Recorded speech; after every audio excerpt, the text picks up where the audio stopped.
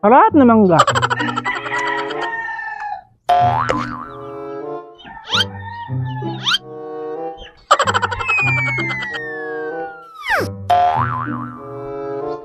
Ate Huling!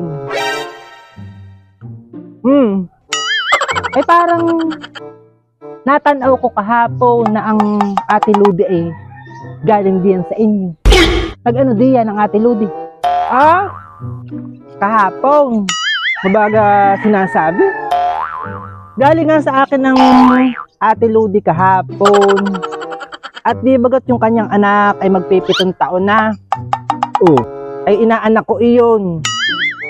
Ay ibig kong sabihin, kaya ako'y pinuntahan ng Ate Ludi kahapon, ay gawa ng kasali ako sa program ng kanyang anak at birthday. Di bagat 7 years old. Aba, ay doon ako isinali sa 7th Bluebill. Aba, talaga naman yung si Ate Ludi.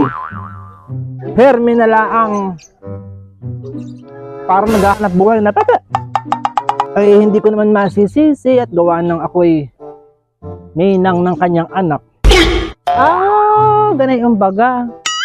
Hoy, maano naman, Ate Huling, kung magpipitong taon ng anak ni Ate Ludi, ba't ikaw ay sinadya dito kahapon? Pwede. Ako attend.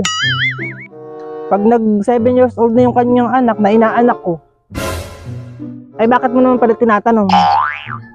Ay wala naman, ate. Kaya ako lang din naman naitanong, ay nagulat lang ako at napaparito sa inyo kung nagtakalaang. Talagang ibang-iba pag ay mapera, ate. Kuhain ko sa mga ganay ang 7th birthday na ganay, may pa-bluebells pa Ay, talaga namang iba talaga pag mapipera. Kaya naman Ate Huling, sa kumpil ng aking anak, ay kukunin din kitang ninang at nang mabigyan mo din ng pakain yung anak ko, Iba talaga pag mapera, kuhain yung maging ninang, Kaya naman sa June 17, kumpil ng aking anak, wag kang hindi a-attend, At ikaw aking susugudin dito sa inyo. Ates!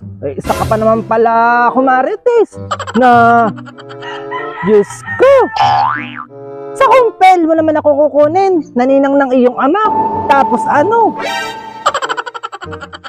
Ay maganda na kumarites yung nagkakaliwanagan, Baka bukas-bukas, pag nakuha mo ako ninang sa kumpil ng iyong anak, ay may mga program na ding magaganap at baka mag-asawa na pati agad yung anak mo. Ano? Mangkano? Patigin pati ako ng mangga mo. Madami. Darna! Darna!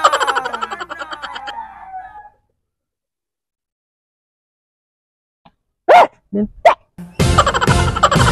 Darna! Darna!